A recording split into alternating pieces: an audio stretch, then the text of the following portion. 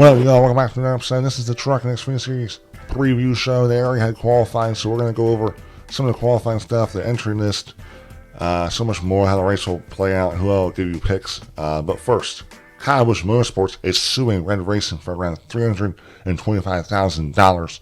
And it looks like Rev Racing has not made certain payments they agreed on that money. So that's kind of funny. Kyle Busch Motorsports. It's not really a team besides Kyle and Braxton Busch are the only ones that really race for it now. So that's not a great look. Rev Racing is a diversity type team. It gives people that have more diverse backgrounds a chance in motorsports. Hopefully this all works out. I believe the owner has no comment on the matter, but definitely something that could be big if it doesn't get resolved. Technically Kyle Busch is racing this weekend at Atlanta. He's racing 5 races in the Truck Series for Spire Motorsports, and they still have Spire Motorsports that still has an alliance that was once KBM's alliance with Rev Racing. So Rev Racing's truck that's run by Nick Sanchez is still getting prepared at the Spire shop. So that's definitely a little bit awkward of a situation, but hopefully it gets resolved. We'll see as time moves on. When you look at the race order, Daniel Dye gets his first career pole, really big for him. I think this is his second year in the Truck Series full time. I'm not exactly sure, but that's going to be great motivation for him. Kyle Busch is in this race, qualified 6th. Look out for him. It's going to be a Spire truck. It'll be good. Nick Sanchez, who won last weekend's race, qualified around 18th.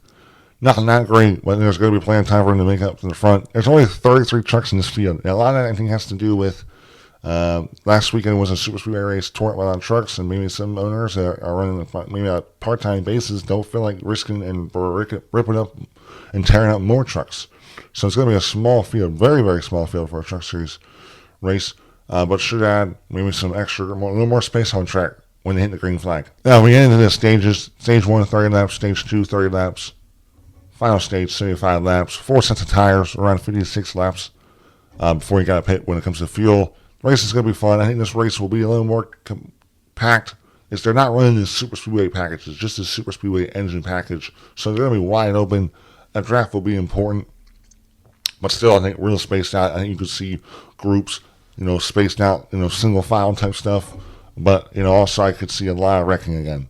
We saw a lot of wrecks last year. I feel like the race took a long time to really get going and develop because there's just too many cautions and too much going on for that race.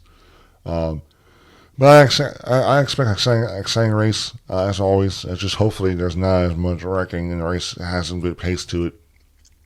I think Kyle Busch is going to be fast. I'm picking Kyle Busch to win this race. You can think that's lame, pick someone different, but I just think his experience and understanding what the truck needs is going to be important. He's not going to be making any stupid moves that you get in Truck Series drivers.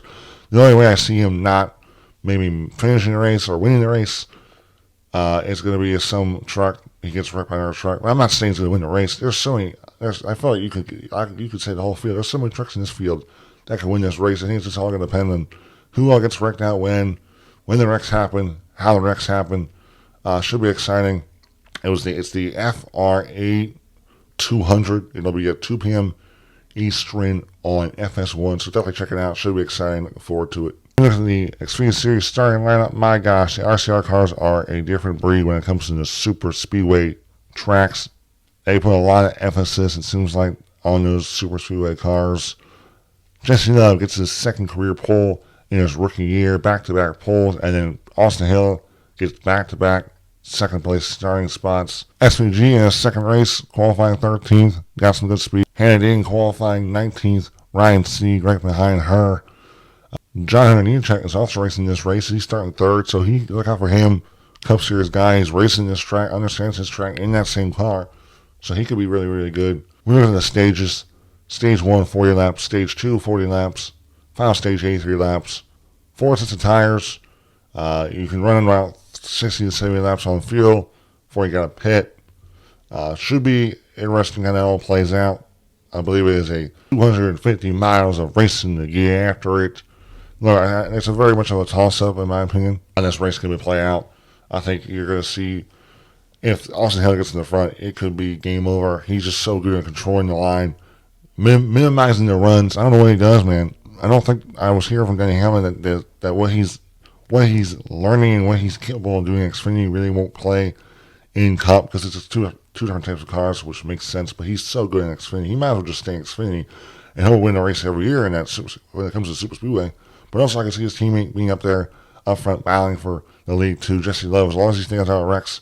I mean, last year's race was a freaking wrecky fest. It'll be interesting to see how SVG does. And Hannah Deegan, they both need, better runs. SVG did pretty good, but Hannah Deegan got wrecked out early. So hopefully she's expecting something better. There's not many Fords either in this race, so you're not gonna see many team alliances in this race either, especially Atlanta. It's really hard to really do that because you're just so much more spread out.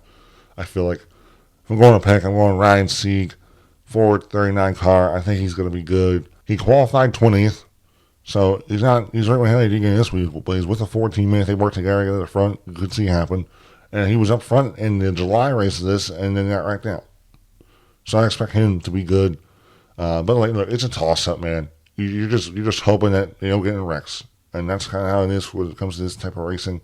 But I'm excited, man. I can't wait for it. It's the Raptor King of Tough 250. Pretty sick name. So I'm looking forward to it. 5 p.m. Eastern on FS1. Check it out. Besides that, thank you guys for watching. Another preview in the books. Stay tuned to more NASCAR content and shorts from Rolling the Bottom and me. Besides that, guys, appreciate the support. Goodbye.